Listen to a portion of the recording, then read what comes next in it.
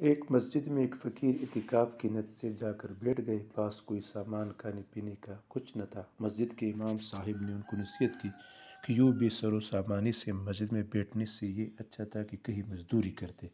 فقیر نے ان کی بات کا کچھ جواب نہ دیا۔ انہوں نے دوسری دفعہ پھر یہی کہا۔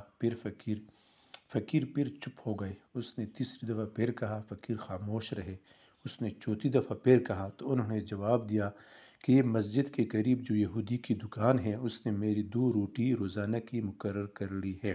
امام صاحب نے فرمایا اگر اس نے کھانا مقرر کر دیا تو بہت اچھا ہے، پھر اعتکاف ضرور کر لے۔